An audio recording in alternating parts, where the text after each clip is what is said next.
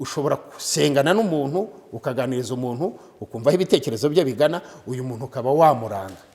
So rero iyo ngiye kumuranga ntabwo nubakira ku aho avuka, nubakira ku bimugize cyane cyane iyo nagize amahirwe yo kumenya aho avuka. Rero icyo wari uvuze ukuri guhari, ikintu bita ikoranabuhanga, ibi byo kurambagizanya ku mashusho ni iki, twe kubeshya abantu tuvuge yuko hari intambwe iba yasimbutswe. Rwose ikintu cyose cyagiyemo umuhuza byanze bikunze kigira iherezo ryiza.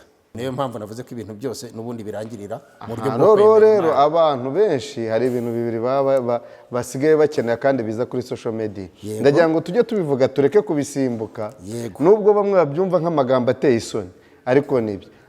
Hari ukuntu umukobwa avuga ati njyewe sinashakana n'umuhungu tutararyamana. Iyo ni A.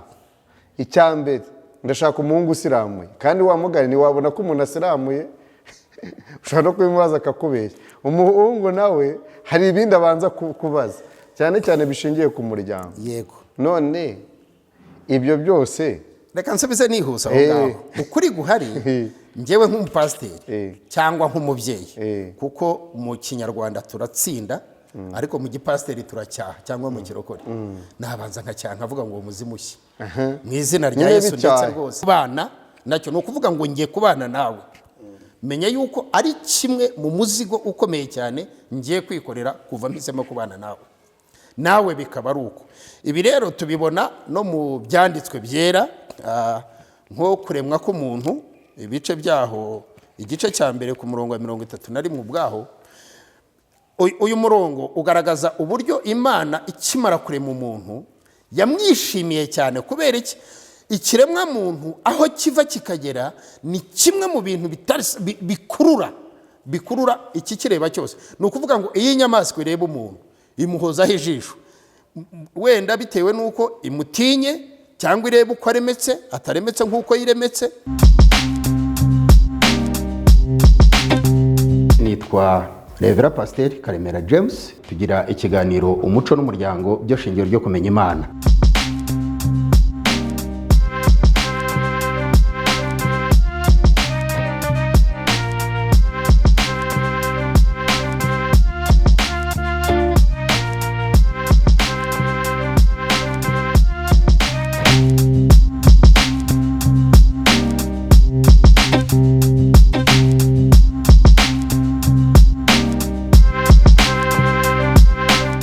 Ikaze mwese hirya no hino mu gihugu cy'u Rwanda. Reka rero mbabwiye mukomeze kugenda mugira ibihe byiza cyane. Nanone twagarutse tumeze neza kandi Imana y'amahoro ibahe umugisha. Twagarutse kubadukurikira bari burasirazuba, iburengerazuba, mu majyepfo no mu majyaruguru. Nkuko mubimenyereye rero no gutera agatebe nk'umuryango, papa, mama ndetse n'umwana. Twagarutse ku muco ndetse n'umuryango, imibereho myiza n'ibindi bitandukanye. Turi kumwe n'umukozi w'Imana Revera Pasiteri Karemera James. Ngira ngo mu biganiro byabanje mumaje kumenya ni mugabo ki, ni muntu ki. Ubu rero nanone reka tumuhe ikaze kugira ngo agire icyo yongera gufasha imiryango mu kubakika. Ikaze nyakubahwa mushumba. Murakoze cyane Bwana Jado, umunyamakuru tumenyereye cyangwa se tumenyeranye.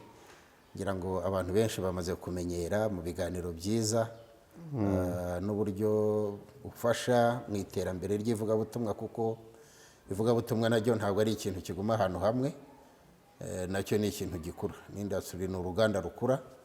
Ni nayo mpamvu ziba zatuzanye hano kugira ngo tuganire n'abadukurikiye hirya no hino ku bijyanye n'ivugabutumwa nyirizina rigaragaye. Nubwo uyu munsi bigaragara nk'ibikura, ariko biba bisanzwe biriho, kuko tuvuga ibyo Yesu yagennye.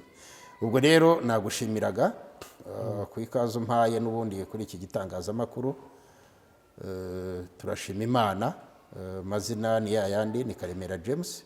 Ndi umushumba kandi ndi umugabo ndubatse, kandi Imana yampaye impano nakwita idasanzwe, kuko impano yo guhuza nicyo cyazanye Yesu ku isi, kuko Yesu yaje ari umuhuza w'abantu n'Imana.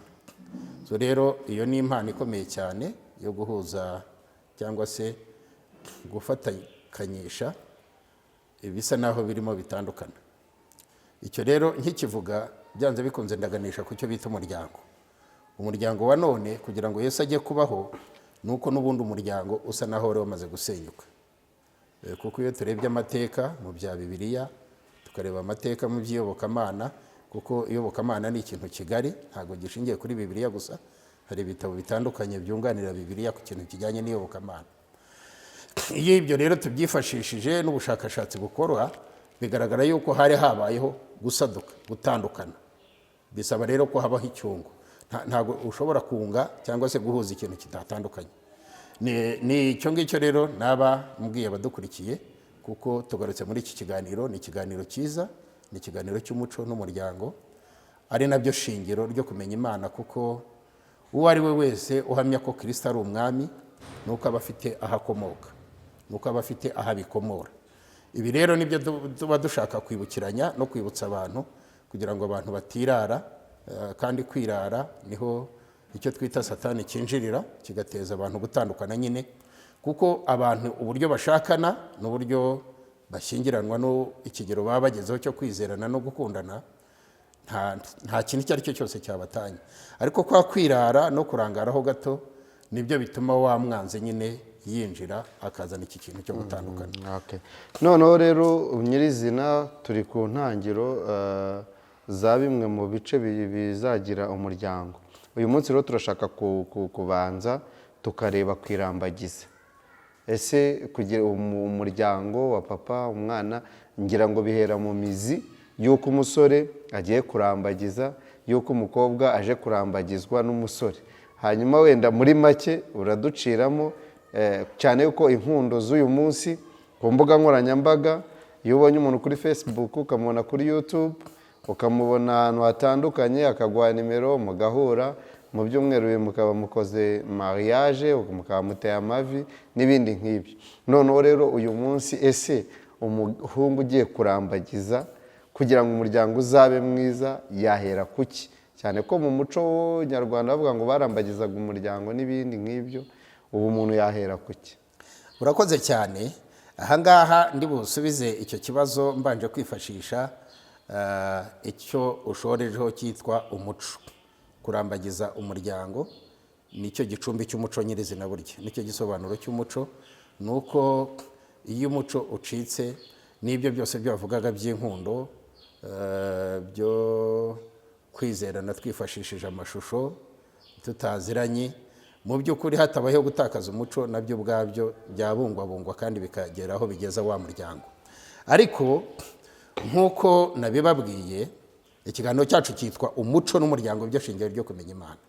Rero ahangaha turasa naho twinjiye mu gice kimwe cy'urukundo rw'umwana ugiye gushakana n'undi mwana. Twe turi ababyeyi. Ukuri guhari turi bubanze turebe, ese mbere yuko aba bana bavuka, bakura, bajya kurambagiza cyangwa se gushyingiranwa, bakomoka he? Ese aho bakomoka aho byagenze biti?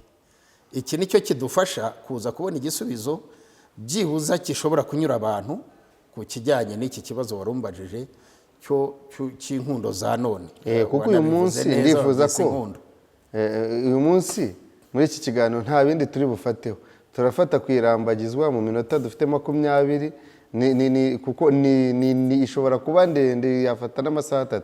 Noneho wowe duhereraho utubwira uti ahantu ugiye kurambagiza urugo rwawe, kuko hari igihe ujya kurambagiza mu rugo papa n'umwana na mama bose ari abakoboye, nk'uko bivuga gutya, ari abarwanyi, ibintu byabo byose ari intambara. Hari n'ingo ugera mugasanga mama aritekera, papa aritekera, uri kumva umwana nawe arimenya, yaba umukobwa cyangwa umuhungu, kandi wowe wamureba vizikari uko asa ukumva uramukunze, ugashaka no kumugira umugore. Icyiza rero cyaho ngaho, nk'uko wari uvuze, wenda twihuteho gatoya, ukuri guhari ntabwo turi bufate ishusho y'aba babyeyi ngo bariyo twubakiraho urugo cyangwa se kurambagiza kw'aba bana. Kuko icyo gihe dukurikije imiryango dufite hano hanze n'imiterere n'ibibazo yaciyemo n'ibiki byose, twavuga yuko nta gushaka kukiriho. Gushaka ntabwo kwaba kugishoboka, kubera yuko habayeho kuvuga ngo ese na nyina birirwa barwana baguruka, ese uyu mwana yazarongorwa, yazarongora, yazashimwa, yazashima, bigenze bite? Dukurikije ukuri kw'ibyo ntabwo bishoboka. Ariko icyiza aho bikundira, wenda ndi bumare impungenge abantu, niyo mpamvu habaho izi nyigisho zacu. Cya mbere bumve yuko ndi umushumba, ndi umubyeyi, ndi umwigisha w'ubutumwa bwiza nk'ubu ndimo gutanga. Iyo ushoboye gufata akanya ugakurikira inyigisho zijyanye n'umuco, zijyanye n'umuryango, byanze bikunze twirengagije bya bindi by'aho aba bana bavuka, imiterere yaho, turema ubundi buzima, turema ubundi buzima muri uyu mwana uzashyingirwa cyangwa se uzarambagizwa, cyane cyane tudaciye ku ruhande. Umuntu uba ufite ibibazo cyane, uba uri mu ngorane zo kuba yagerwaho ingaruka n'aho avuka, ni igitsina gore. Kuko igitsina gore kirasangwa, baramusanga bakamuganiriza. Urumva iyo habayeho kugenda rero habaho no kuza. Iyo wagiye kumushaka habaho no kumuzana.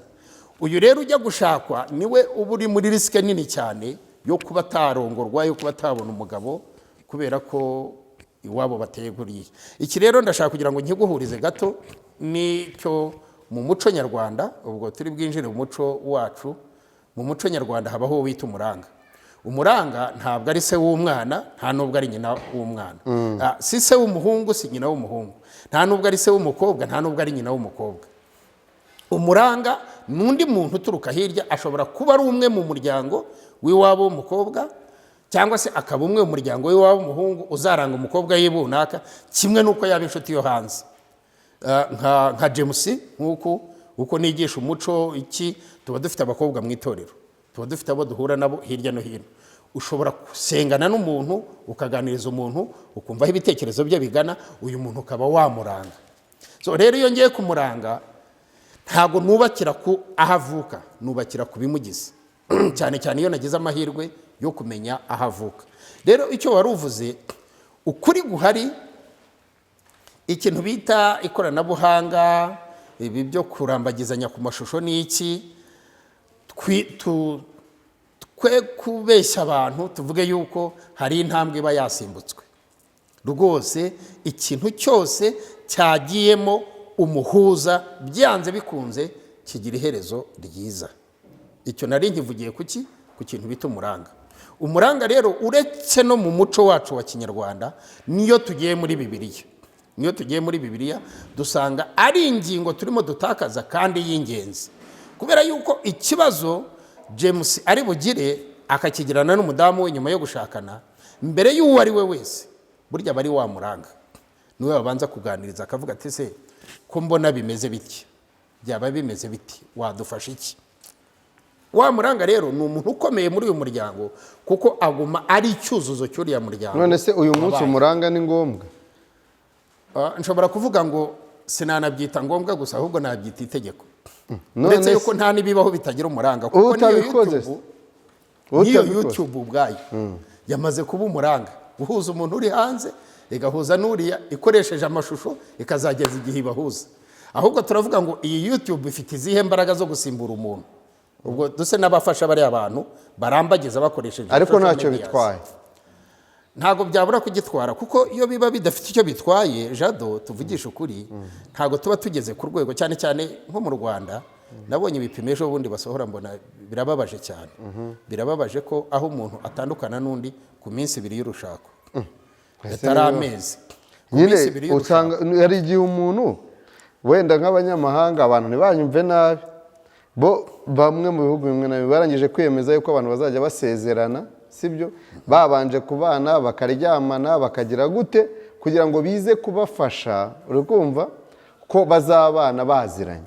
Ariko mu Rwanda umuco wacu tubwira yuko niyo ukoze ku ibere ry'umukobwa tayari warangije gukora iki? Icyaha. Ni ukumutegereza ewana bakuzanira umeze urumva yuko umuco wacu uhura n'uwa Yesu rero. nyine ntabwo ngiye nshaka kudefanda uwa Yesu sibyo, wowe uhagararira Yesu ariko ngiye ntabwo nibyo nshaka kudefanda, ahubwo ndi kwibaza ngo uyu munsi nimba umuntu umumenyanye kuri segonderi ntuzi wabo ntuzi iki sibyo, ntuzi imyitwarire n'iki, hakorwa iki so kugira ngo noneho wa muntu ubashe kumumenya, cyangwa nimba utanamumenya hakorwa iki kugira ngo ugiye kurambagiza ye kuzicuza nyine kuri ya minsi 2 wavugaga? Igisubizo natanze ni kimwe kandi baze kutuse kusa naho tucyumvikanaho. Iteka buri kintu cyose kugira ngo kirame, inzu kugira ngo irame ibona imfuruka enye ziyigize, urumva, cyangwa se mu buyane atangira za mfuruka zayo. Izi mfuruka rero iyo dusubiye mu buco wacu w'umuryango tuzigereranya na n'uyu muhungu urambagiza, n'uyu mukobwa urambagizwa, n'uyu muranga, sibyo? Noneho bikuzuriza ku cyo bari cyo. Ku cyo bari cyo ubwo bishingira ku kwemera. Niyo mpamvu navuze ko ibintu byose n'ubundi birangirira mu buryo bwo kwemera. Rero abantu benshi hari ibintu bibiri basigaye bakenera kandi biza kuri social media. Ndagira ngo tujye tubivuga tureke kubisimbuka. Nubwo bamwe babyumva nk'amagambo ateye isoni, ariko nibyo. Hari ukuntu umukobwa avuga ati njyewe sinashakana n'umuhungu tutararyamana. Iyo ni A. Icyambere ndashaka umuhungu usiramuye, kandi wamugani ni wabona ko umuntu asiramuye ushobora no kubimubaza akakubeshya. Umuhungu nawe hari ibindi abanza kubaza, cyane cyane bishingiye ku muryango. Yego. None ibyo byose reka nsubize nihusa aho ngaho. Ukuri guhari njyewe nk'umupasiteri cyangwa nk'umubyeyi, kuko mu kinyarwanda turatsinda ariko mu gipasiteri turacyaha, cyangwa mu kirokore nabanza nkacyaha nkavuga ngo umuzimushye mu izina rya Yesu ndetse rwose. Hanyuma mu buryo bwacu bw'ikinyarwanda mbere y'uko gikosora nyine ubwo natangiye nk'icyaha ngaragaza ko ari kibi, kuvuga ngo kuroza, ngo kumenya uko ateye. Twe kwirengagiza yuko mu muco wacu wa kinyarwanda umuranga niwe ubazwa ibyo ngibyo, ni ukuvuga ngo umukobwa icyo ashaka ku muhungu, sibyo? Ariko mbere wibuke ko habagaho ikintu bita urubohero, sibyo? Buri mukobwa wese iyo byaragoranaga kugira ngo n'umukobwa utaraciye. Aho usa n'utandukiriyeho gatoya, kuko hari ibiganiro by'umukobwa bikorwa nk'umukobwa na bagenzi be, aribyo bita urubohero, sibyo? Hakaba n'ibiganiro by'umuhungu. Ruri hehe? Ukwe. Ubu nyine uyu munsi urubohero rurahari, nta gishobora gushiraho rwose mu muco wa kinyarwanda no mu muco wa gikristo. None se rubaye, ariko rwabaga ruzwi hari umusore ruhari rero, urumva? Burubaye rudahari nta cyaba kinzana aha ngaha mu by'ukuri. Ndashaka kugira ngo nyobore abantu, sibyo? Ukuri guhari iyo umukobwa ataciye mu ndangagaciro za kinyarwanda, aribyo twita urubohero. Urubohero ni irindi zina, sibyo? Ariko aba ari indangagaciro z'umunyarwandakazi, kanzivuge gutyo, ni indangagaciro z'umunyarwanda. Ese watubwiyemo nk'ebyiri cyangwa eshatu? Nifashishije umuryango cyangwa icyo ushaka. Ku muryango rero nuko umwana ibyo afite byose ibimugize bishobora gutuma yizihizwa cyangwa se yizihiza umugabo uzamushaka. Icyo kirasobanura. Aho ngaho bivuga ngo ku mubiri agomba kwiyitaho no mu buryo bw'ubuzima. Ahubwo we ntabwo yanakwiyitaho ngo abishobore. Niyo mpamvu habamo umuntu mukuru ukurikirana uyu mwana. Niyo mpamvu rero narizanyemo uyu muntu wa gatatu witwa umuranga tumubwiza ukuri, kandi nawe agakoresha ukuri, kuko ikinyoma kibayemo gisenya wa muryango n'ubundi. Ni ukuvuga ngo ngewe umuhungu iyo nshatse kuganira na wa muranga ndavuga ngo nkeneye umukobwa waciye mu rubohero, ufite indangagaciro z'abanyarwandakazi. Indangagaciro z'abanyarwandakazi rero zigira ibimenyetso biziranga, haba ku mubiri hano hagaragara kuri bode ndetse n'imbere, imisubirize n'imiterere y'umubiri we.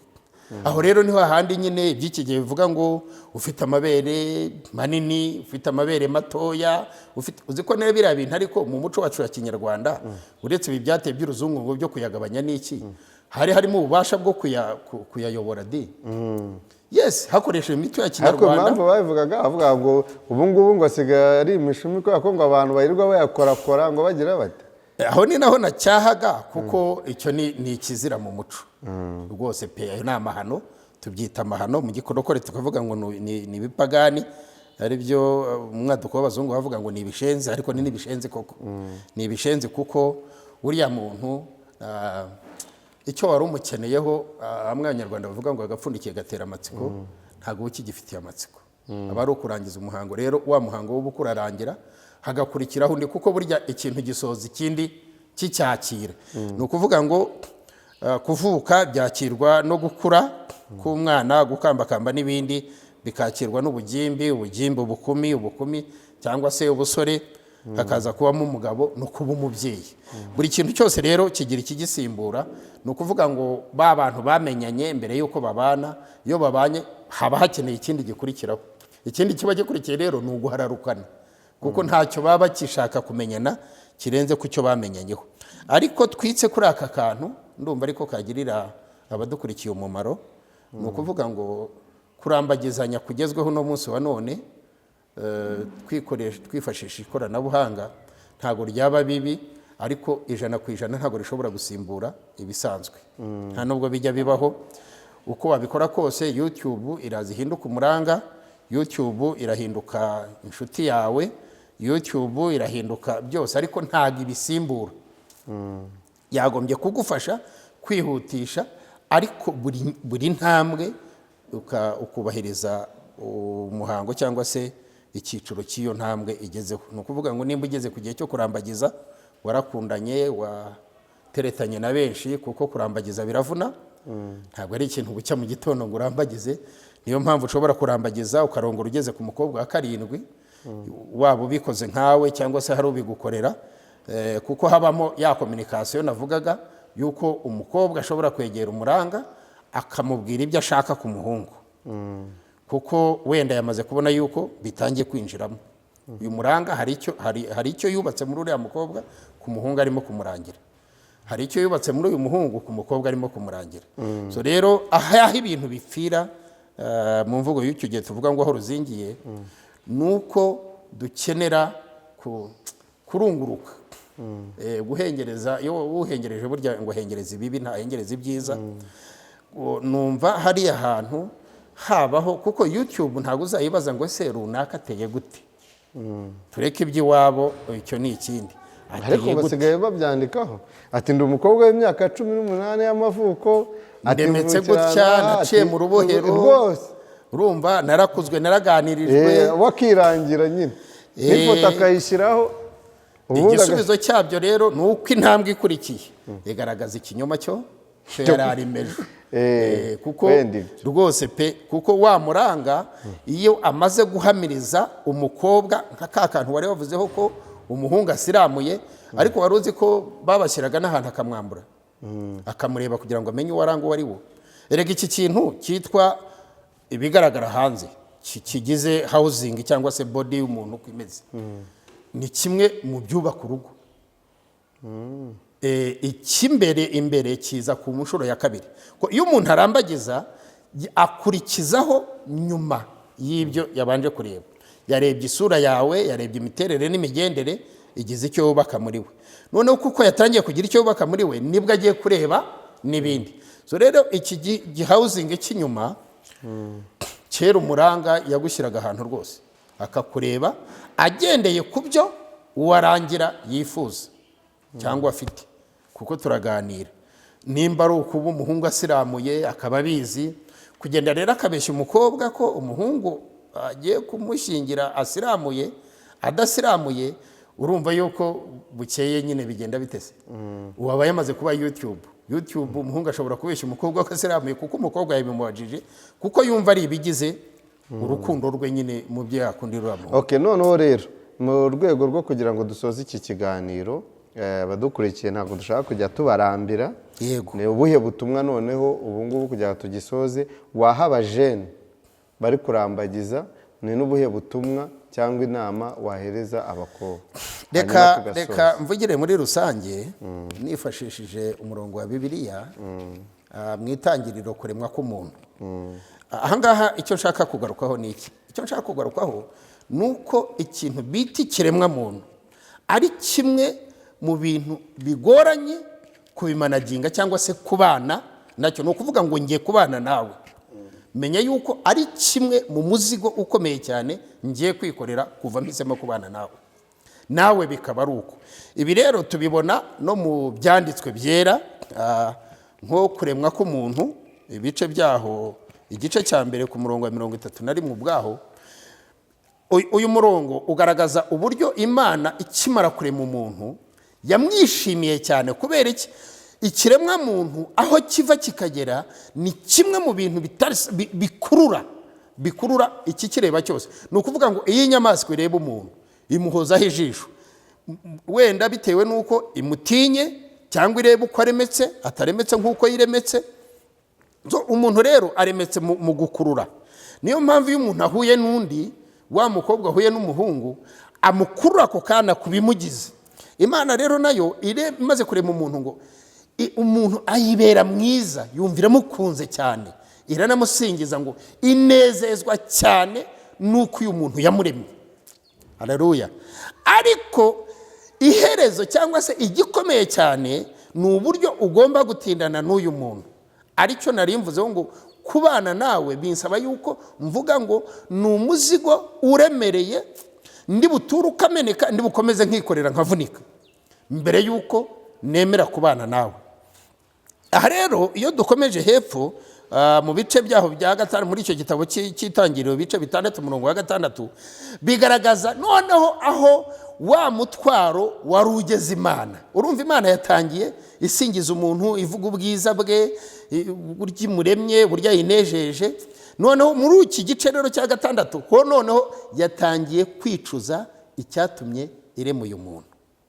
Iravuga ngo namuremye mukunze, ariko nicujije. Iryo jambo kujuta, nicujije icyatumye ndema uyu muntu.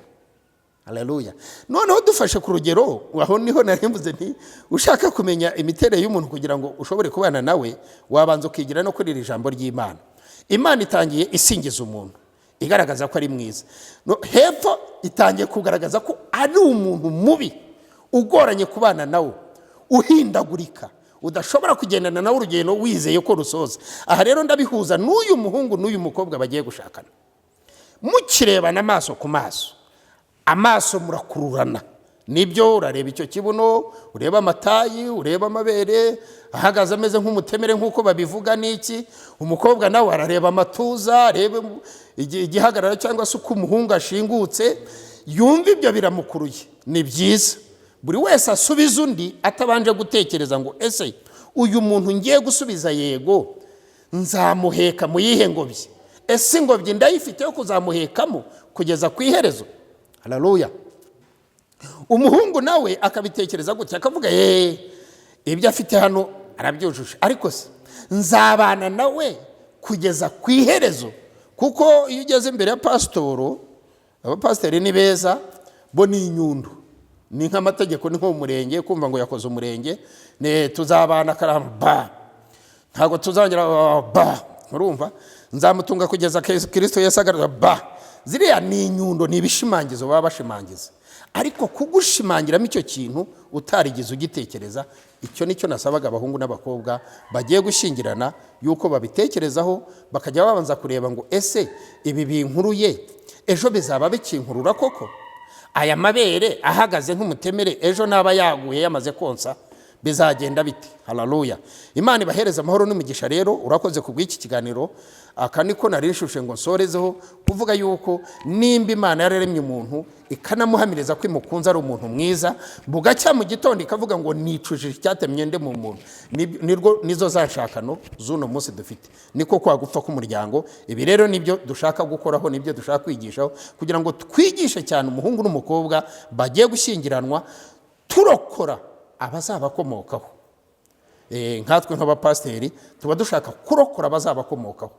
Haleluya. Mwitondere icyo kintu rero. Numara kumushima, mumaze gushimana, mutangire mwitegure gutekereza ku cyo bita urugendo mugiye kugendana. Urwo rwonyine ni mu rutekerezaho. Umwe azajya asubira yagenda abaza undi ariko se nibigera uzaba ukinezezwa n'iki? Nibigera mwe gutinyana, nihaba mutinyanye mubwire wa muranga arebe igihande kimwe, umuhungu amuganize se umukobwa we nusanga bimeze bityo mugeza bizagenda bite. Ibyo numva ari byo bishobora kuzafasha umuryango wacu ko byibuze ushobora kuramba mu rushako nk'uko tubyifuza, haba ababyeyi, haba igihugu, haba abapasiteri, abashumba, namwe abanyamakuru. Ibi mubishyiraho kugira ngo mufashe murokore umuryango nyarwanda, cyane ko wugarije urebye imibare ihari. Kansoze rero mbashimira kandi nanabasabira umugisha uko mujye mutinda kuri intambwe ya kabiri. Intambwe ya kabiri ni ihenda, intambwe ya mbere yo gushimana n'ibindi biroroshye, ushobora kurebera ku marangamutima yawe, ariko intambwe ya kabiri wambuka amarangamutima ukareba urugendo ruri imbere. Ejo utazatangira kuvuga ngo ndicuza icyatumye nguhitamo kumbera nyina w'abana, ndicuza icyatumye nguhitamo kumbera se w'abana. Ibyo nibyo tugiye gusengera, tunabarangira ko rwose ibishoboka, aho kugira ngo mubigwemo kuriya turahari. Nitwa Karemera James, telefoni zanjye zirahari, ni 82 0782 47 8389. Ushatse wampamagara, ugeze kuri ya ntambwe ya kabiri nkagufasha. Uretse ko no ku ya mbere bishoboka, ndetse turimo turubaka na santere tuzajya twakiriramo abantu, abasore n'inkumi, tukabigisha za nyigisho z'abapasiteri babigisha bagiye gushyingira. Ni nka ziriya zo ku murenge. Mu by'ukuri ntabwo abantu bagitindana nabo, kubera yuko bishuka yuko YouTube yabigishije, barangiza bakaza ku munsi wo kujya ku murenge kwiga, bakaza ku munsi wo kujya gushyingiranwa, pasiteri ntaba agifite umwanya wo kubigisha, akagenda abaha ni nk'amakondisiyo, amabwiriza, amategeko, umurokore bigenda bityo. Ariko kuri guhari ni mutugane tubigishe. Nicyo Imana yaduhereza impano. Hari abandi bigisha nk'ibyo nigisha, hari utashobora kubisobanura nk'uko nabisobanuye, ariko ibyo ntavuze hano nibyo byiza, nibyo by'umumaro, nibyo byagufasha. Ikiganiro rero kizakomeza, n'ejo bundi tuzaza, na ryari tuzaza, ariko ndabashishikariza aba basore n'inkumi nibo dushorejeho. Jado yakoze neza kuko yabavugiye cyane. Muze mutugane, muduhamagare tubafashe, haba kuri telefoni. Ariko nge sinjya nkunda Jado aha hantu ze kumbabare, sinjya nkunda kwitaba umuntu ngo buri gisubizo cyose nkimuhere hariya, kuko uyu muntu ndabanza nkamenya uwo ari we. Ese amaso ko yatukujwe n'ikirumba bagenzi banjye, nganire nabo bose duhurije hamwe, data ndetse n'inzego bwite za leta zifasha mu kubeshaho umuco nyarwanda kugira ngo utazima, zifasha kubeshaho umuryango nyarwanda kugira ngo utazima. Kuko amadivorce, ibintu byo gutandukana, ibintu byo kurambirana, ibintu byo kugabana, ibyo byose ni abazimu, ni imyuka mibi izukuka y'abantu bapfanye agahinda, bagafara imigambi myiza cyangwa mibi batari bakagezeho. Mu izina rya Yesu ibyo byose ndabicecekesha. Ndasengera buri muntu wese unkurikiye, ndasengera buri muntu wese ugiye kwiga inyigisho, ndasengera buri muntu wese uzampamagara akeneye kugira icyo ankuraho cy'ubwenge, cy'ubumenyi, cyamufasha we ubwe ndetse n'abagenzi be. Mu izina rya Yesu ubahe umugisha, kandi wubake inkundo z'abana ba none zirimo zitandukana, zirimo zitari zanabaho. Urukundo rutaravuka rukaba rurashwanyutse, urukundo rutarahama rukaba rucitsemo. Mu izina rya Yesu ndasengera umuryango nyarwanda.